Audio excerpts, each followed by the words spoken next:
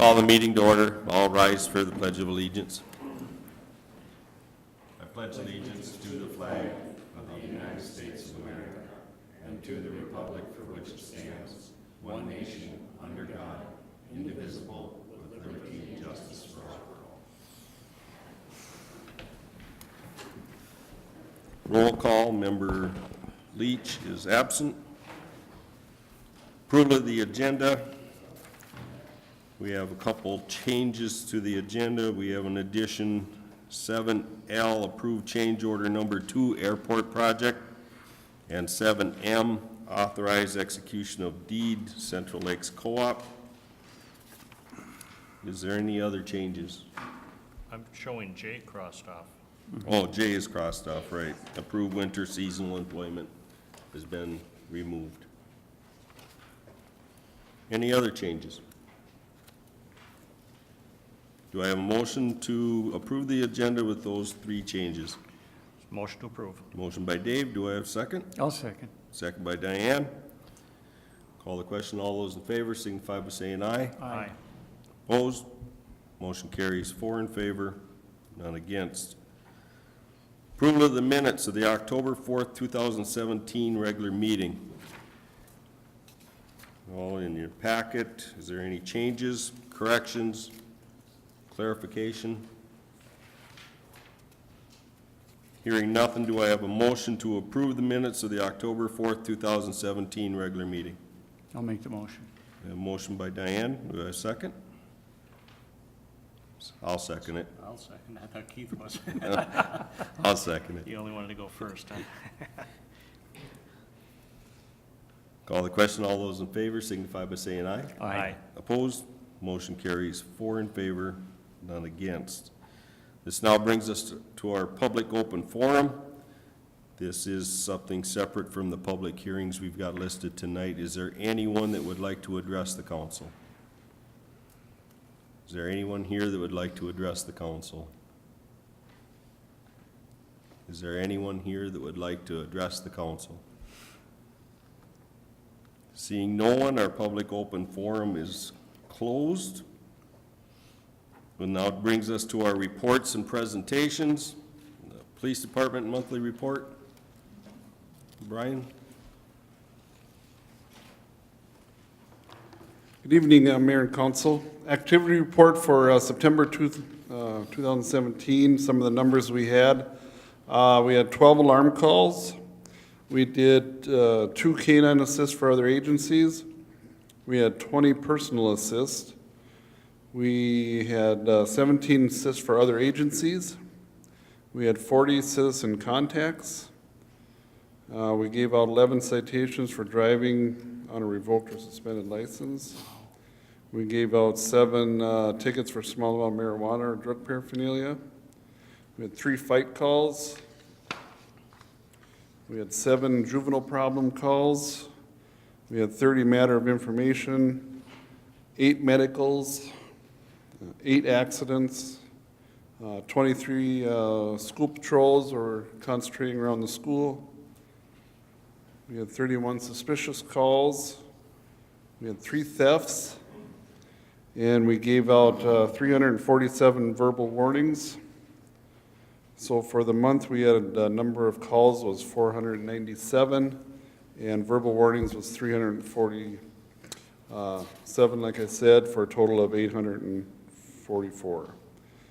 Our new part-time officer, Chance Kostreba, has just completed the 4th phase of our FTO program and has done very well, and I think he'll be good to go starting this next week here on his own, or this weekend even.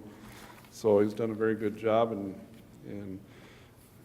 the FTO officer Van Walde has done a great job with him, and Sergeant Jensen and the other officers working with him, so they've done really well. So appreciate that. That's about all I have. Questions? I could give you the monthly ICRs were down 18 compared to August. We gave out 91 more warnings than we did last month, so we're up 73. And I don't have the year one. That's all. Okay. Questions? comments? The false alarms, what do they mostly consist of? A lot of those are, that's a good question. A lot of those are business yet. There's still a few business, but some smoke detectors and stuff like that. Yeah, minor stuff.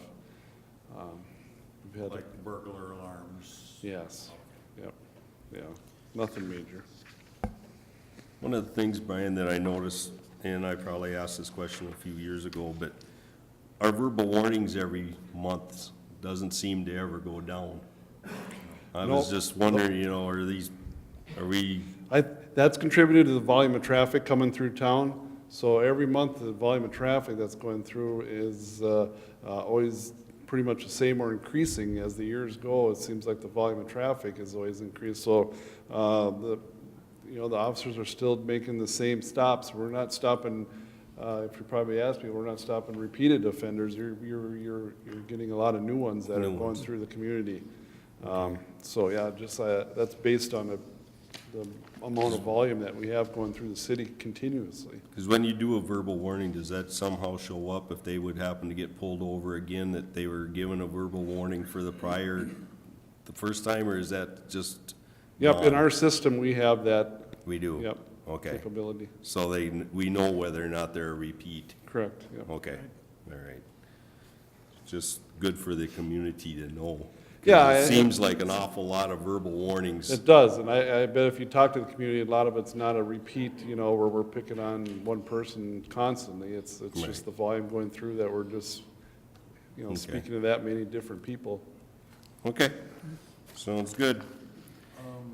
I just had one other question. Sure.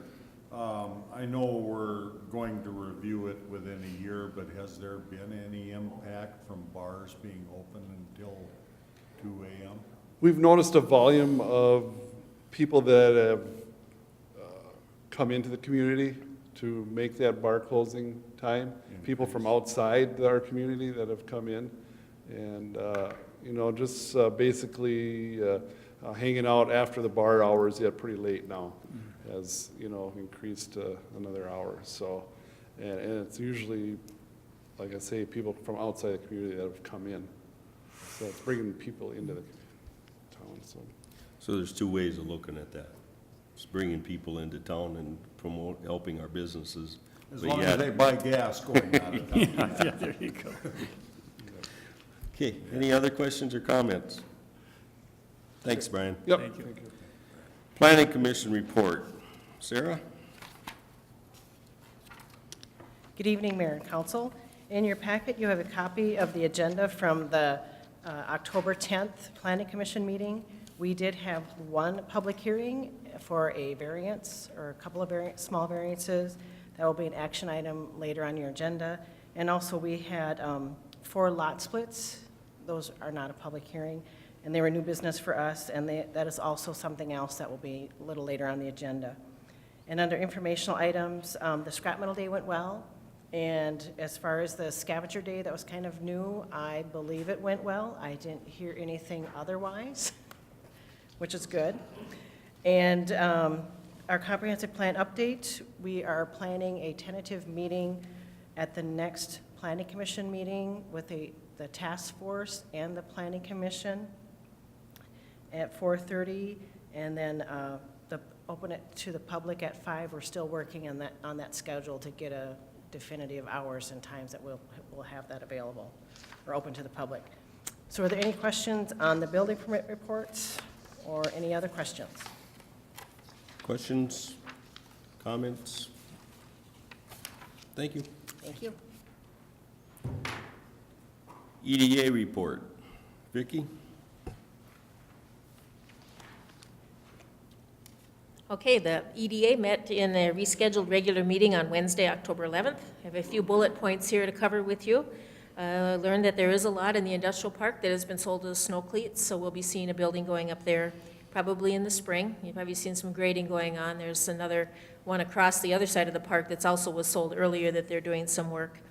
Also, I do inform the EDA that the buyer for the information center did back out because they could not secure direct access onto Beltline Road or County 186 from the county. Remember, we used to have an access there.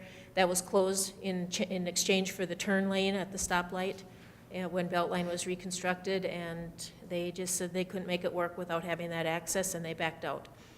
Also, we discussed a little bit more the potential release of the restrictions on the revolving loan fund dollars if we paid 20% of the balance back to the state. The EDA does not have a recommendation on that yet. Actually, the window to make that decision and let the state know isn't here yet. We're just kind of thinking about what they're going to do there. Also, that TIF District 1-4 is expected to decertify this year. This will put approximately $1.685 million back on the tax rolls. This was the redevelopment of the elementary school across the street into the townhomes. And so that's been 20 years now. And so that will go back on the tax rolls. Also, we have been working or contacting Central Minnesota Housing Partnership and TRICAP as well regarding administration of a new round of the SCDP grant.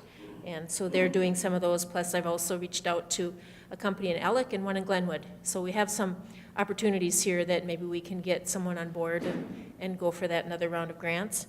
And then also we invited a commercial broker to come into the EDA and talk about commercial marketing of the city-owned properties like the 59 acres south of town, the interpretive center property, and anything else the city might have, simply to get the word out more and to make some more connections with people that might be looking. So no, the EDA does not have a recommendation on that just yet. Probably after the next meeting they'll have a recommendation. And have no action items on behalf of the EDA tonight. Questions? I have one question. What's snow cleats? What is that? It's a snowmobile club.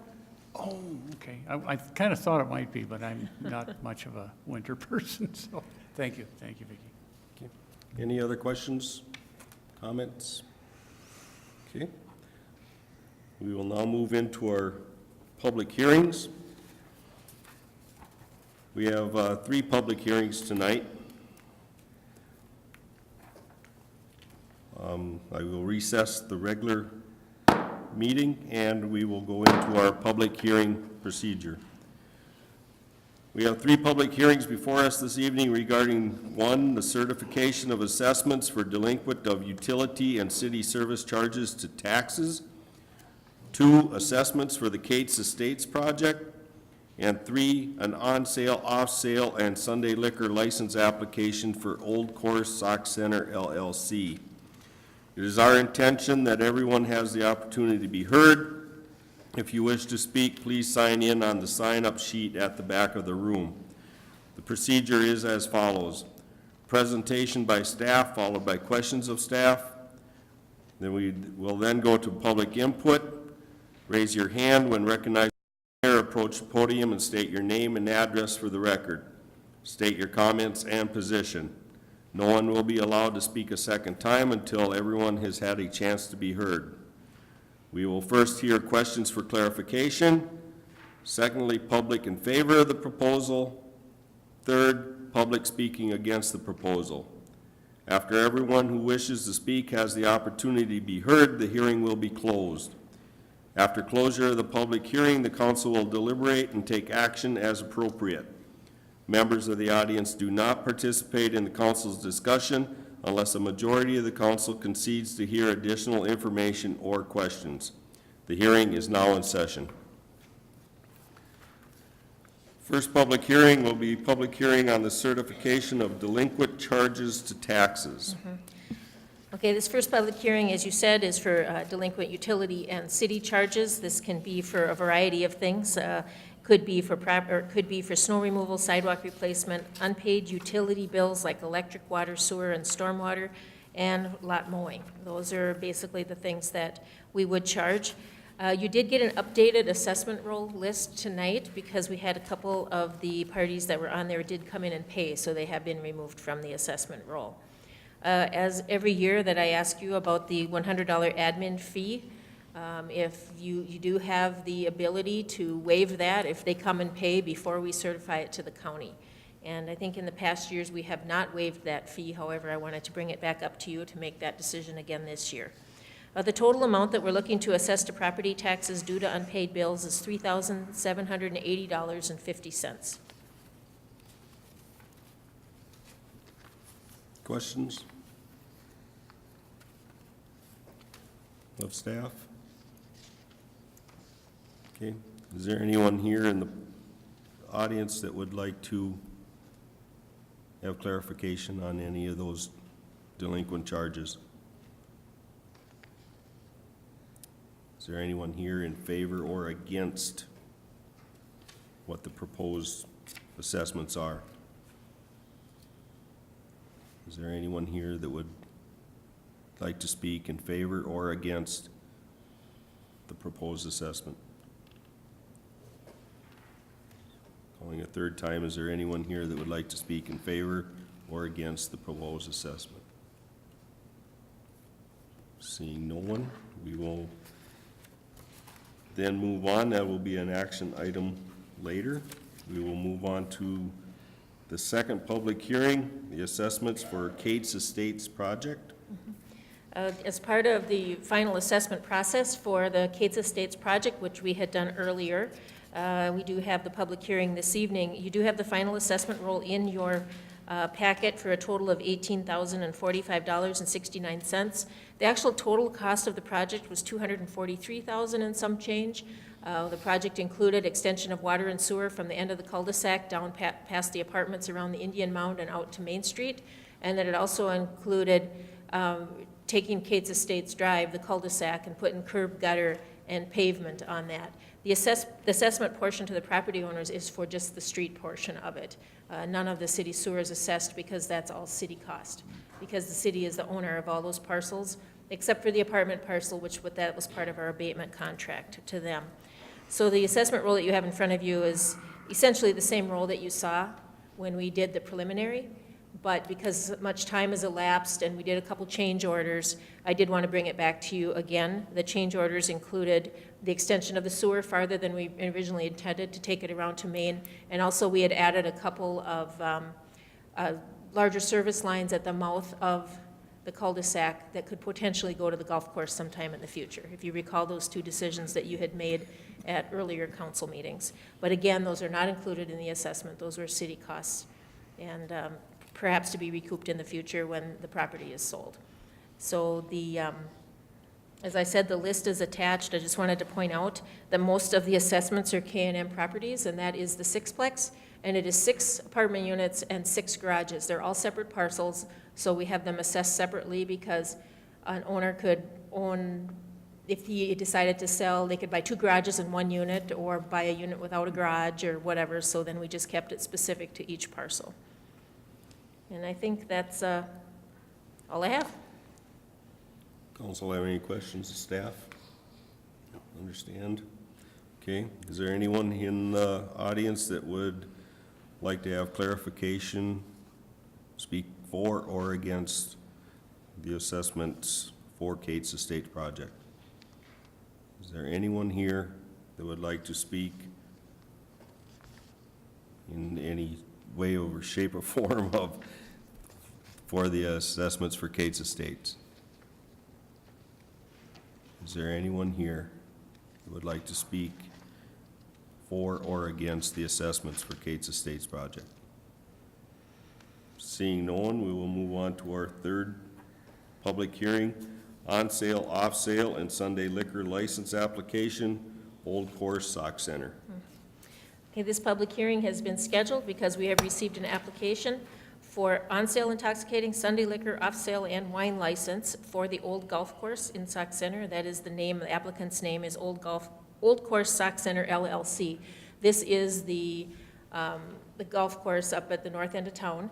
They are applying for a full liquor license. They've provided all of the applications. The background check has been completed. I did include a copy of the application in your packet. I just redacted out the social security numbers before I put them out there. And as you can see, it's Center Graphic is it is the owner of the old golf course, and so you can see that in your packet. Everything is in order for that. Their intent is not to be open year-round, but the liquor license will be valid year-round. So if they decided to throw a Christmas party or something in the middle of winter, they could do so. And this allows them full liquor, just like any other restaurant or bar in town.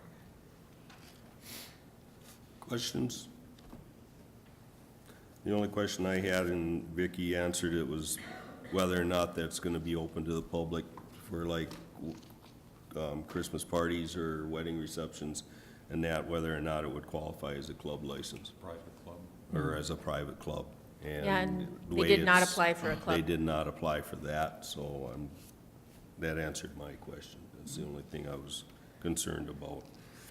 Is there anyone here that would like to speak in favor or against or clarification on the liquor license for Old Course Sauk Center? Is there anyone here that would like to speak in favor or against the liquor license application for Old Course Sauk Center? Is there anyone here that would like to speak in favor or against the liquor license application for Old Course Sauk Center?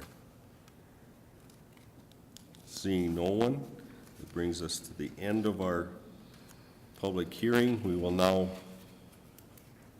adjourn our public hearing, and we go back into regular session of our council meeting. 7A, approve resolution 2017-66, approving certification of assessments for delinquent utilities and service charges. You have in front of you Resolution 2017-66.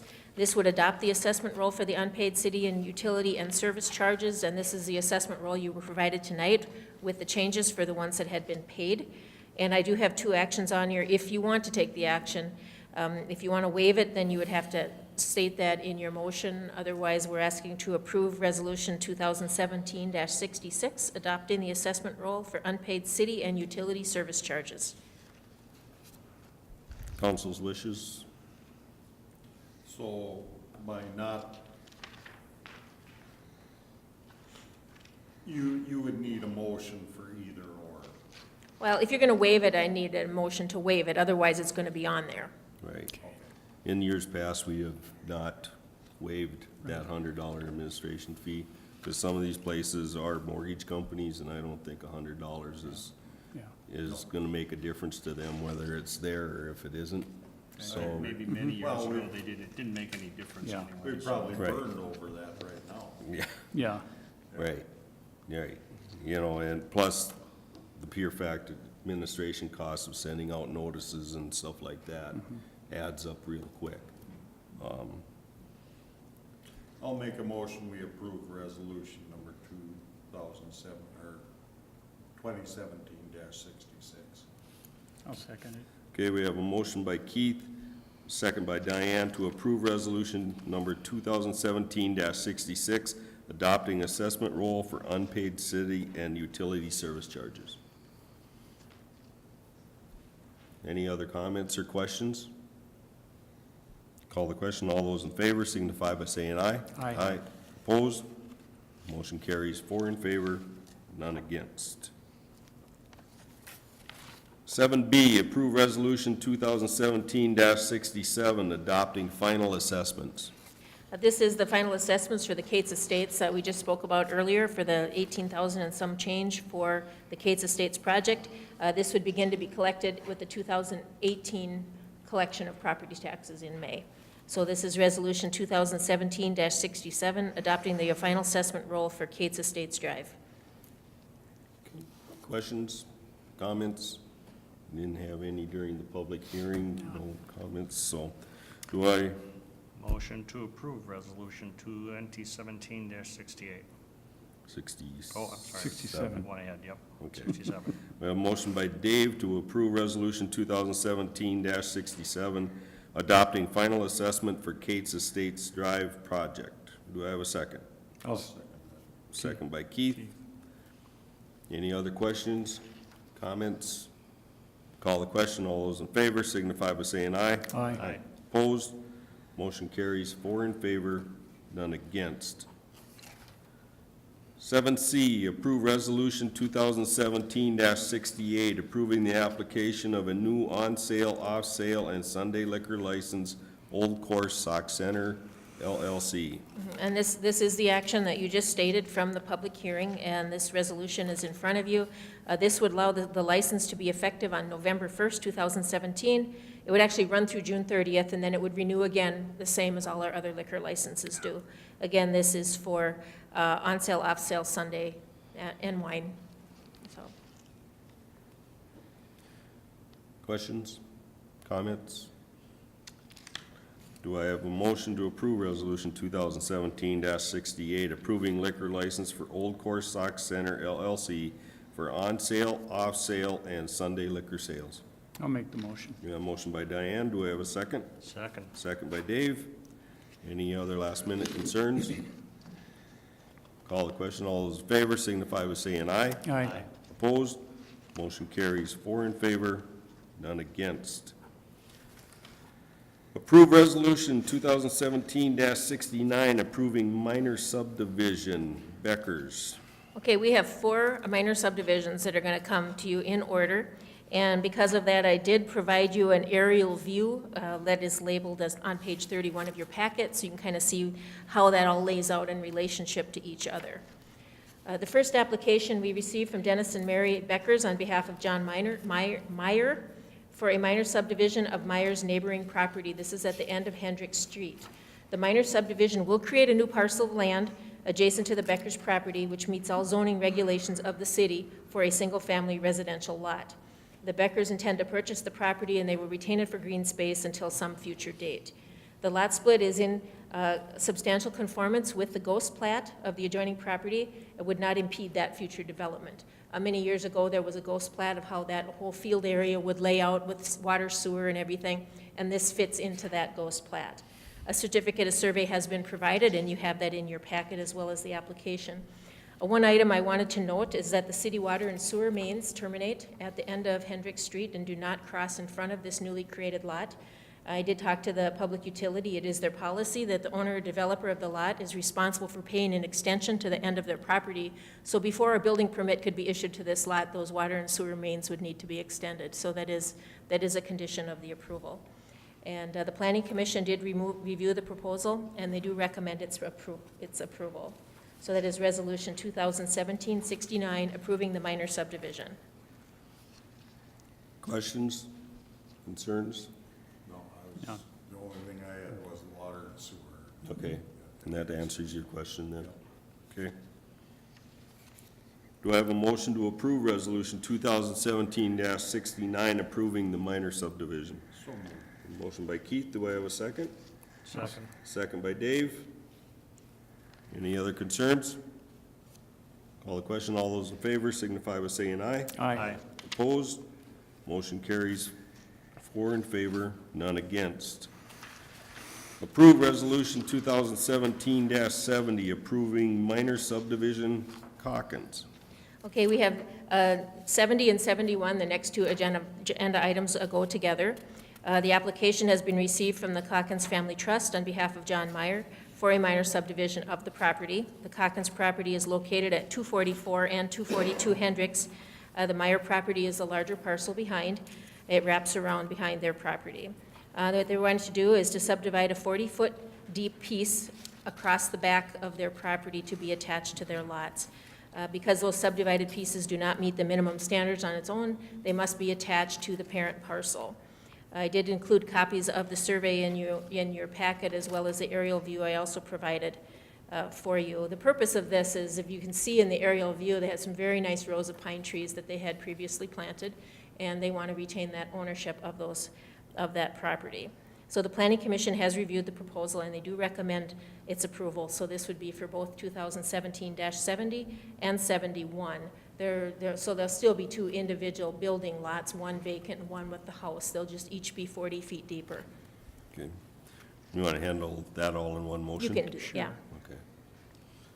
Questions? Are those subdivisions big enough to build on? I mean, No. if they No, were just to being be added on. They're just being added to the parent part. just being added to. Right, they're just making the original lot bigger. Okay. Instead of having, if it was a buildable lot, it'd be 2 parcel numbers, but this way, it would be, the description of the size of the lot will change, and it will remain the same parcel number, Okay. if I explained that right. Yeah, you did. Because if you look at the map, that 7F that's right behind the house, that's not a buildable lot, what they're adding on to, so that would be part of the lot that the house would be on. Right. But it would remain the same number, the description would just change based on lot size. Why wasn't that lot that size to begin with? That's, Didn't buy it when they got it the first the time around. developer probably didn't have it that way. Okay. So, This is unplatted land being subdivided and attached to existing parcels. right. Any other questions? Do I have a motion to approve Resolution 2017-70 and -71, approving the minor subdivision for Calkins? I'll make the motion. We have a motion by Diane, do I have a second? Second. Second by Dave. Any other last-minute questions? Call the question, all those in favor signify by saying aye. Aye. Aye, opposed, motion carries 4 in favor, none against. That was for both 70 and 71? Yes, it was. 7G, approve resolution 2017-72, approving minor subdivision Manning. And this one is very much similar to the one that you just did. It's the application by Joseph and Norma Manning on behalf of John Meyer. Their Manning property is at 308 Hendrick Street. It is the last house on the right as you go down the street. And then, of course, the Meyer property is behind it. The parcel to be subdivided on this one is an L-shaped parcel, 25 feet wide by the depth of the parcel, and also 40 feet deep around behind the Manning property along their entire back line. And you do have the certificate of survey in your property. You can show how that will lay out. Again, this will be attached to the primary parcel along with a fragment subdivided earlier that was not attached at that time. So we will have one large parcel. We can't have them separate because we can't create a non-conforming lot. And so the aerial view of the property is attached for you, as well as the certificate of survey. And also the purpose of this subdivision is, again, to add some green space and to include the row pine trees into the Manning property.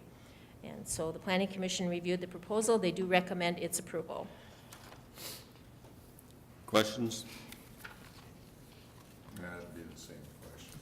Okay, it's Yeah. basically the same situation where, right now, actually, they've got 2 parcel numbers because that 25 feet to the north of their building site. But with this addition of this, everything will come in to be 1 parcel number because the county has changed their rulings on non-conforming lots. Okay? All right. Do I have a motion to approve Resolution 2017-72, approving the minor subdivision? Motion to approve. We have a motion by Dave, do I have a second? I'll second. Second by Diane. Any other questions? Call the question, all those in favor signify by saying aye. Aye. Opposed?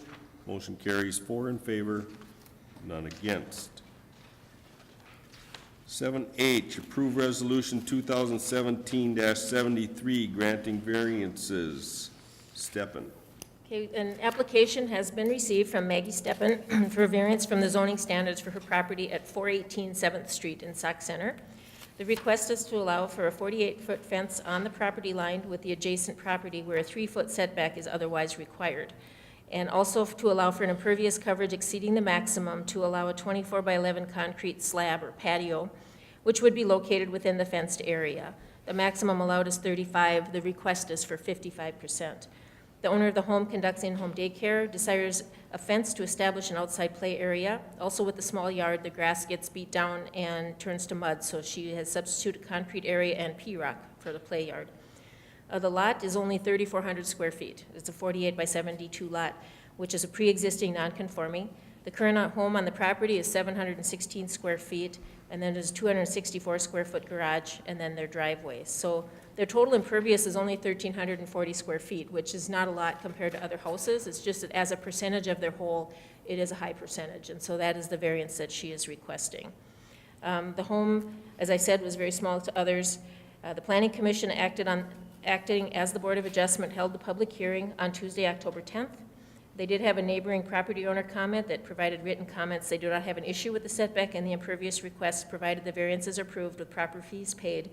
And the the PRAC be contained, and that a fine be paid. But the Planning Commission was provided with the request but declined to recommend a fine because the owner's been working cooperatively with the city.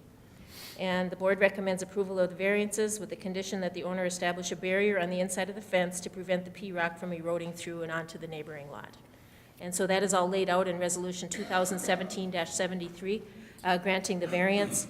I also included in your packet the full application, so it kind of answers the questions of what she's trying to do with the property, and then also a drawing to show how the PRAC area, the concrete area, and the house, how that all fits together.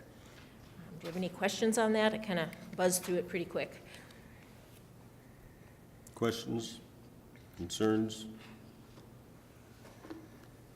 I don't have any issues with it because it is, you know, one of them non-conforming lots, since everything in the old part of the city is actually very small lots, and we have to start working with the people that own that. The one question I did have, I think the reason why we always on the fence, we had a 3-foot setback from the line, mainly because that way you could maintain the opposite side of the fence without having a problem with the neighbor. It's gonna be a white picket fence, or what kind of fence? I think it's like a privacy, one of those privacy, like it's going to be Okay. taller toward the back of the lot, and it's going to drop down toward the front of the lot. Is that picket, or is that privacy? I think it's like staggered. Staggered Yeah, one type? of those staggered ones, Okay. that's what it is. I was just wondering if we were gonna run into a concern on, the next door neighbor now doesn't have an issue, but The next one. the next one, I was just And wondering if that's gonna be. The one thing to note, that the fence is attached to the garage, the back wall of the garage, which is also at the 0 setback. Oh, So it okay. comes from off the back of the garage and straight down the property line. Okay. And so rather than move it in 3 feet, when the garage is already at the line, is kind of the idea here. Okay, and if the neighbor's property did change ownership, it'd more likely be grandfathered in somewhat anyway, as far as being able to maintain the opposite side of the fence. I think we ran into them issues before, that's the reason why we approved that 3-foot setback. And didn't need neighbors turning other neighbors in for trespassing, just to maintain a fence. So, that's the reason why I asked that question. Any other concerns? Do we have a motion to approve Resolution 2017-73 granting variances to Margaret Steppen? So moved. We have a motion by Keith, do we have a second? Second. Second by Dave. Any other concerns? Call the question, all those in favor signify by saying aye. Aye. Opposed? Motion carries 4 in favor, none against. 7I, approved enhanced mutual aid agreement with Centricare. Hey, Kathy Strufert, the ambulance director, has presented a proposed mutual aid agreement between Centricare Health Ambulance, because Centricare Health has the ambulance in Painesville, Long Prairie, and Monticello, and with mutual aid with Sauk Center Ambulance as it relates to ALS transfers. Like when you go to, they have to have a transfer from Sauk Center to St. Cloud. The purpose of the agreement is to outline when it's appropriate to utilize Centricare ambulance service for these transfers. And this would be when a Sauk Center ambulance is unable to secure personnel, which would be a nurse from the hospital, to provide that service. Currently, right now, if there's an ALS transfer, a nurse from the hospital would ride in the ambulance, and then that would become an ALS transfer. If a nurse is not available, this gives Centricare the right to call another ambulance service to come in and provide that transfer. And so that's really how that works, until at such time in the future that we're able to have an ALS license, which we're working on. And so that kind of outlines what that is. This enhanced mutual aid agreement has been approved by Centricare Health Ambulance, and also it was sent to the League of Minnesota Cities for legal review as far as liability to the city goes, and they have added some, that last, actually that item number 8 is actually the League of Minnesota Cities add to the contract. And so we're looking to approve this enhanced mutual aid agreement with Centricare Health for the ALS transfer services. Questions? Concerns? I think it's another way of us, the city, to be able to provide ambulance service. I know a couple Saturdays ago, Sauk Center had all 3 ambulances out. Melrose had one out, and Melrose was actually doing a backup for us. So that means 4 ambulances in one day were all out, and if 2 of them are doing transfers with nurses, that leaves Centricare short on staff too, so this only makes sense as far as I can see, so. Yeah, well, we have mutual aids with lots of places. Right. And I think it was kind of an oversight when the hospital went from city to center care. True, We should have had one then because you know, Yeah. it was all in the city before. right. Any other comments? I've just, one other, Painesville and Monticello are not city-owned ambulance. Nope, they are Centricare. Your Actually, at the time that we integrated with Centricare, they hadn't yet finished those other ones, and then now Centricare became an ambulance owner, which they hadn't previously. So now that this agreement is with Centricare and not with those other ambulance services, Okay. because they own them now. Thank you. Any other questions, comments? Do I have a motion to approve the enhanced mutual aid agreement with Centricare Health Ambulance for ALS transfer services? I'll make the motion. A motion by Diane, do we have a second? Second, Second by Dave. Any other questions, concerns? Call the question, all those in favor signify by saying aye. aye. Opposed? Motion carries four. Oh, I'd like to abstain. abstain, okay. Be 3 in favor, none against, 1 abstention. Thank you, Keith. 7J has been removed. 7K, approved pay request number 4, Kramer Excavating. This is the fourth pay request that we've had from Kramer Excavating for the airport. The total amount of the request for this payment is $425,473.14. We have, at the time of this, when I did the staff report, the completed to date was $1.925 million that had been completed to date. And then, of course, we retain a 5% retainage, so that means that we owe them at that point $1,829. So this $425 gets us up to that. And so we're looking to approve pay request number 4 for the airport project to Kramer Trucking and Excavating. Questions? Comments? Do I have a motion to approve the pay request number 4 for airport project to Kramer Trucking and Excavating Incorporated? So moved. Motion by Keith, do I have a second? I'll second. Second by Diane. Call the question, all those in favor signify by saying aye. Aye. Opposed? Motion carries 4 in favor, none against. 7L, approved change order number 2, airport project. We do have a second change order for the airport project. This was noted that when we had the rainstorms out there in the last few weeks, that the storm ponds were not draining as quickly as they need to comply with the FAA standards. And also, we had some ponding at the storm turnarounds, so some of the grading wasn't functioning properly. The engineer designed additional grading. He sought a bid from the contractor at $24,610. We did request the change order from the FAA to approve the additional cost as an amendment to the grant, which was subsequently approved. So this change order brings the final contractor cost to $2,011,000, $213,44. So this final step is for us to agree to the amendment to the contract along with the amendment to the grant agreement, and then we can bring the contractor in to complete that final grading. So what we're looking for tonight is to approve change order number 2 for the airport project and to authorize the execution of the documents. Questions? Does this fit within our FA, all the funding? Yes, it does. So this 24,000 is our cost? No, the 24,000 is actually 95% or 90% FAA and 5% MnDOT and 5% city. Yeah, so it'd be how much? 24,000 times 5%. You know, about $1,200, Less than what? like $1,200 our share.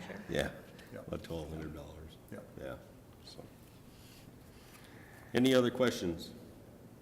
Do I have a motion to approve change order number 2 for airport project and authorize execution of documents? I'll make that motion. Motion by Dave, second by Keith. Call the question, all those in favor signify by saying aye. Aye. Opposed? Motion carries 4 in favor, none against. I have to apologize to Vicki.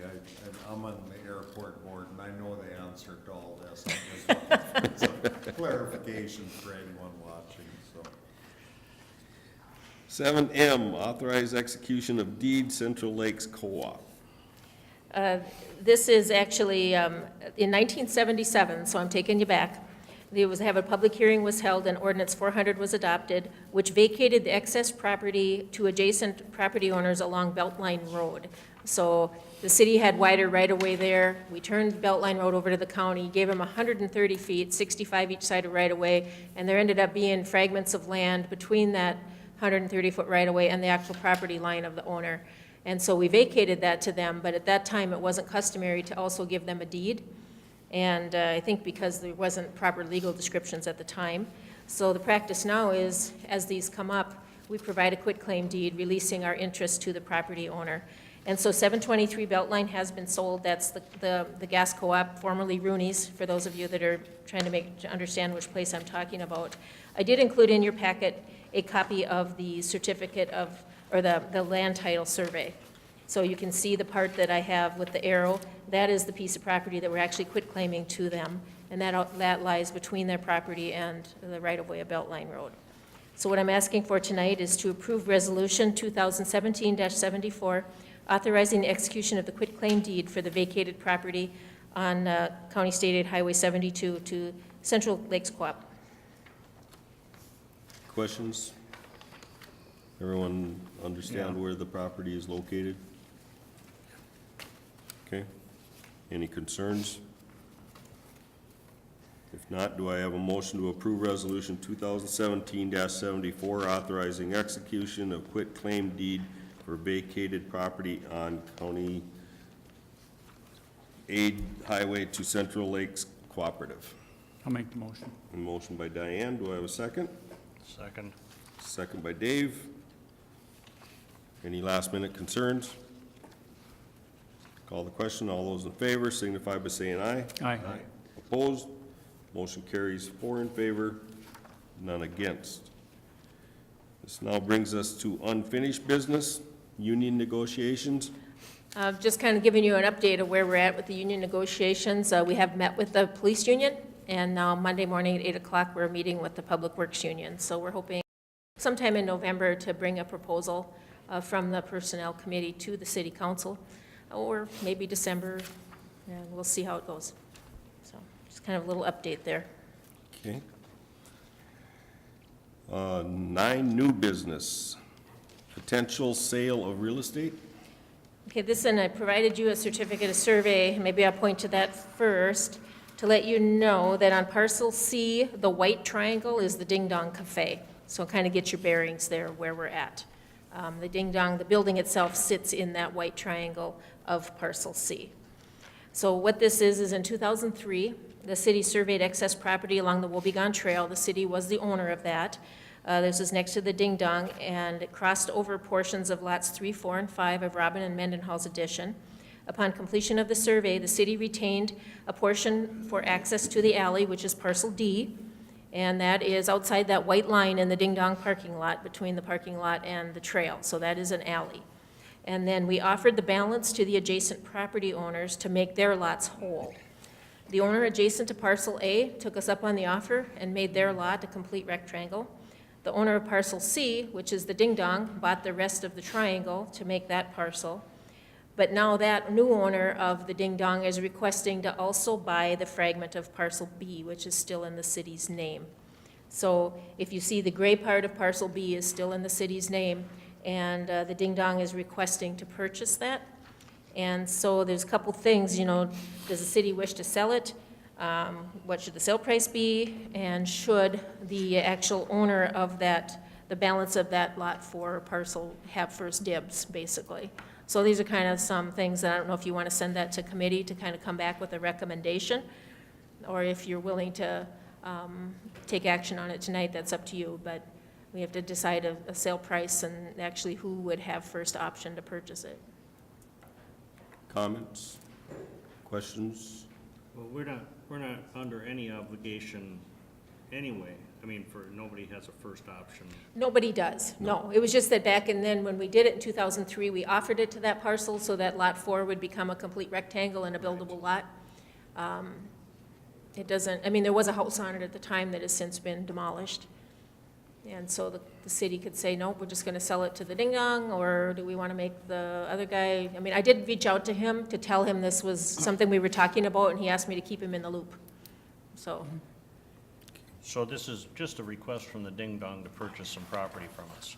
correct. Are we must be under some obligation to disclose that this property is available, not just to do a deal without public being aware. And that's why I let the other owner know that we were talking about it. Okay, well, it's, I mean, it seems to me like we almost have to say, we have to rule that it's for sale, Right. and then case then some- it will be Yep. available to Yep. whoever wants to buy it. The only thing is, it's not a conforming lot, so I wouldn't know. Well, I expect it'll be just these two people fighting Right. over it. Right. In my opinion, looking at it, I would think that the owner of parcel B should get first right if they do, basically, because that will make that lot a complete rectangle lot. Make it a, you know, instead of an Yep. odd shape, non-conforming, it'll actually make it an actual rectangle. And since it would benefit him more, but, Well, that's a difficult judgment. I don't know what Ding Dong wants to do with it. You know, right, well. Benefits are hard to I- call. And even, yeah, it's hard to say what they want to do with it, if Yep. they can do anything at all, if it's an addition or not, but I don't know. But, Well, I guess in my opinion, if we want it to be for sale, then it is for sale. And we would take offers. Right, I agree, 100%. I think it's a property that should be on the tax rolls. Yeah, no, I agree. Right. I So I just- think don't as think that far we as would just selling it, automatically lock one of these people Benefit out. to us having it was- no. Do we want to make the decision tonight, or do we want to go to, let committee The Decision for, selling it and the sale price, and you want to do that, or should we let a committee bring a recommendation I back? think it should go to committee. let the committee, yeah, Okay. figure Yep, something out. sounds good. Yep. Which committee you looking at? The Operations? land sales committee. More than likely. Probably it wouldn't be personnel or finance, I wouldn't No. think. It could be finance. It Could be finance. Finance. Right, finance, okay, Disposal of property, I guess that seems reasonable. all right. The Okay. disposal of property. Then general consent that it goes to finance committee? Sure. Okay. Sounds good. All right.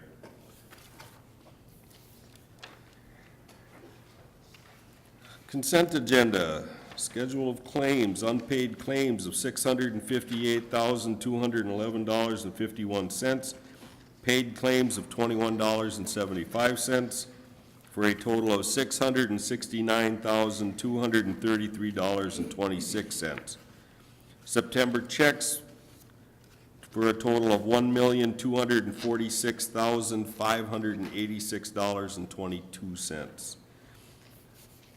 Is there any questions, concerns with the consent agenda? Do I have a motion to approve the consent calendar as presented? Motion. Second. Motion by Keith, second by Dave. Call the question. All those in favor signify by saying aye. Aye. Opposed? One abstention. 3 in favor, none against, 1 abstention. Then brings us to informational items. Vicki?